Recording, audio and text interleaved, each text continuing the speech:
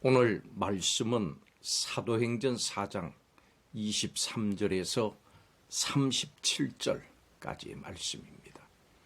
베드로와 요한은 나면서부터 걷지 못한 사람을 예수 그리스도의 이름으로 걷게 했습니다. 이 일로 이들은 산헤드린 공회 앞에서 신문을 받았고, 산헤드린 공회는 예수의 이름으로 말하지도 말고 가르치지도 말라고 위협을 한 후에 그들을 석방했습니다. 오늘 말씀은 이 두 사도가 풀려난 직후에 일어난 일입니다. 사도들은 산헤드린의 위협에도 담대하게 복음을 전하게 해달라고 기도했습니다. 사도들과 초대교회는 산헤드린의 위협에도 담대하게 복음을 전하게 해달라고 기도합니다. 누가는 초대교회의 모습을 다시 기록을 합니다. 초대교회가 물건을 통용하면서 가난한 자를 돌보는 공동체였음을 보여줍니다. 오늘 말씀은 이 두 사도가 풀려난 직후에 일어난 일입니다. 사도들과 교회는 산헤드린의 위협에도 담대하게 복음을 전하게 해달라고 기도했습니다. 누가는 초대교회의 모습을 다시 우리에게 알려주는데, 초대교회가 물건을 통용하면서 가난한 자를 돌보는 공동체라고 하는 사실을 보여줍니다. 두 사도가 풀려난 후에 사도들과 또 교회가 함께 모여서 한 마음으로 기도합니다. 기도의 내용은 대적자들의 위협으로부터 지켜달라고 하는 것과 담대히 하나님의 말씀을 선포하게 해달라고 하는 것, 그리고 말씀을 선포할 때 여러 가지 표적과 기사가 나타나게 해달라고 하는 것입니다. 사도들이 큰 권능으로 복음을 증거하니까 많은 사람들이 은혜를 받습니다. 그리고 가난한 자들의 필요를 채워주기 위해서 자신들의 재산, 소유를 팝니다.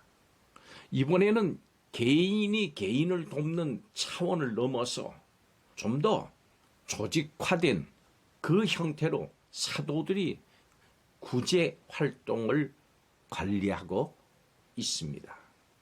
산헤드린 공회의 위협에도 불구하고 사도들은 하나님께서 주시는 담대함을 가지고 말씀을 선포합니다. 공회에서 노임을 받은 사도들과 성도들은 한 마음으로 기도했습니다. 오늘 31절은 빌기를 다하매 모인 곳이 진동했다 했습니다. 오늘 말씀대로 빌기를 다하매, 이 기도가 어떤 기도였기에 모인 곳이 진동하고 성령 충만하면서 하나님의 말씀을 전파하게 됐을까요? 오늘 말씀을 통해서 살펴보겠습니다. 또 우리도 이런 기도하기를 원합니다.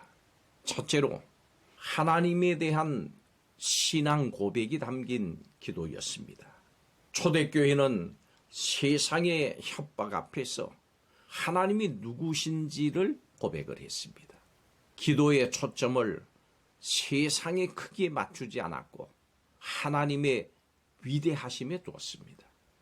우리는 위기의 순간일수록 하나님이 어떤 분이신가를 먼저 생각해야 합니다. 그리고 그것을 기도로 표현해야 합니다. 초대교회 성도들처럼 24절에 있는 말씀처럼 천지와 바다와 그 가운데에 만물을 지은 하나님이 세상과 우리 인생의 주인이심을 믿음으로 고백하십시오.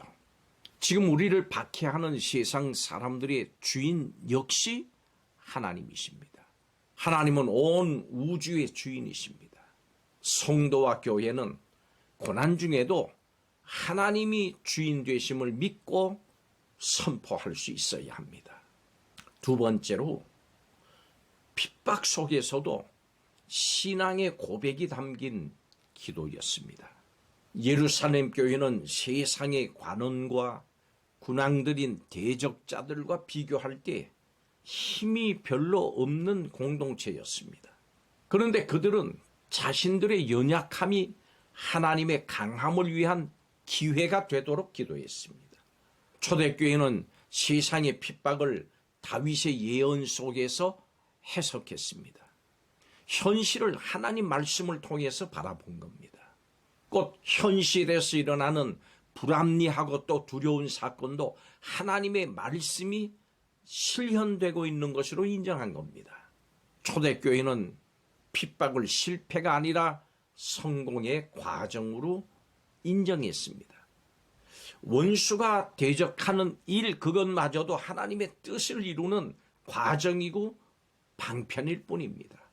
세상에 예수님을 대적하는 것은 오늘 말씀 28절처럼 하나님이 권능과 뜻대로 이루려고 예정하신 그것을 행하시는 일에 불과합니다.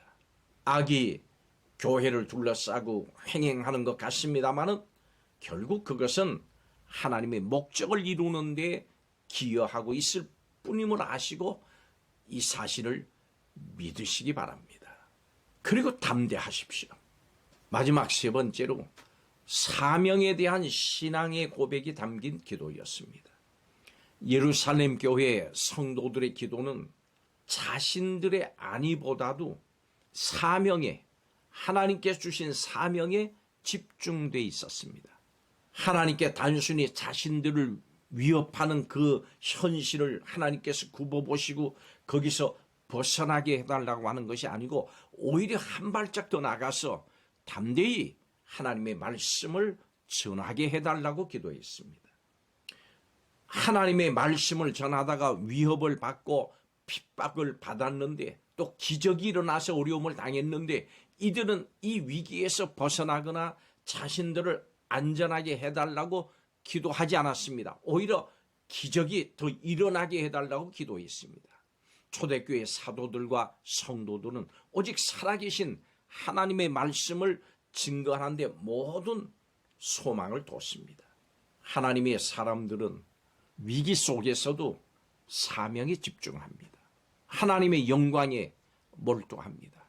편안한 삶을 구하는 대신에 가치 있는 사람으로서의 사명을 다하기를 원합니다. 우리의 기도도 이래야 합니다. 우리의 기도가 강하고 담대해야 합니다. 달라져야 합니다. 오늘 말씀은 빌기를 다하는 예루살렘 교회의 기도와 그들의 삶이 얼마나 힘있고 역동적인지를 보여줍니다. 실제로 초대교회와 성도들은 자신들의 소유를 다른 사람들의 필요를 따라서 나눠주면서 예수님을 증거했습니다. 이렇게 초대교회의 성도들과 교회처럼 기도하면서 행동하는 위대한 그리스도인의 삶을 사시기를 예수님의 이름으로 축복합니다. 기도하겠습니다. 온 세상을 주관하시는 예수님, 복음으로 인해서 고난받는 교회와 성도들의 담대한 기도를 들으시고 응답해 주심을 감사드립니다. 어려운 일을 만났을 때 성령으로 충만해서 하나님의 말씀과 믿음의 안목으로 그 일들을 보기를 원합니다.